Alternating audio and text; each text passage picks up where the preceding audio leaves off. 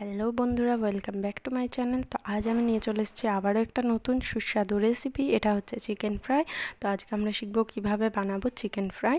তো চলুন আজকের রেসিপিটা দেখা যাক। আর আমার চ্যানেলে নতুন হলে চ্যানেলটিকে অবশ্যই সাবস্ক্রাইব করবেন, পাশে থাকা বেল আইকন ক্লিক করবেন। আর রেসিপিটা যদি ভালো লেগে থাকে তাহলে অবশ্যই একটা লাইক অ্যান্ড শেয়ার।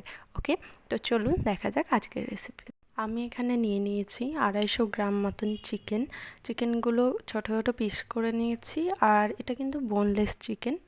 তো চিকেনটা আমি কিছু ম্যারিনেশন করব এখানে। তো প্রথমেই আমি এখানে নিচ্ছি পেঁয়াজ, রসুন, আদা, টমেটোর একটা পেস্ট। এটা আমি নিয়ে নিচ্ছি 4 থেকে 5 চামচ মতন। আপনারা আপনাদের পরিমাণ অনুযায়ী নিয়ে নেবেন। তারপর আমি এখানে অ্যাড করছি অল্প পরিমাণ হলুদের গুঁড়ো, 1/2 চা চামচ মতন।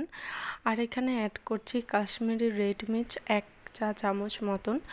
আর তারপর আমি এখানে ইউজ করছি জিরে গুঁড়ো 1/2 চা চামচ, ধনে গুঁড়ো 1/2 চা চামচ। আর এখানে দিচ্ছি গোলমরিচ 1/2 চামচের থেকে একটু বেশি।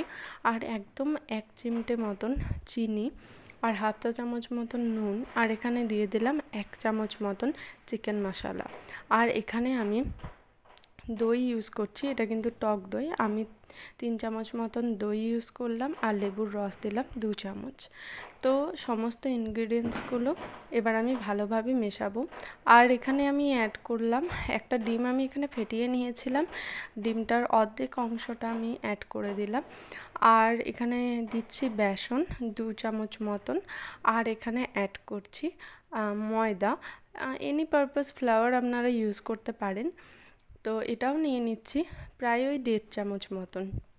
তারপর এখানে অল্প পরিমাণে একটু সোডা নিলাম, একদম 1 চিমটে মতো খাবার সোডা, যাতে একটু ক্রাঞ্চিনেসটা আসে।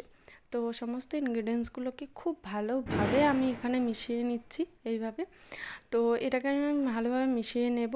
এবার এটাকে আমি ফ্রিজে রেখে দেব প্রায় 1-1.5 ঘন্টা মতন। আপনারা ম্যারিনেশনটা যত বেশি রাখতে পারবেন ততই কিন্তু এটা আরও খেতে টেস্টি হবে।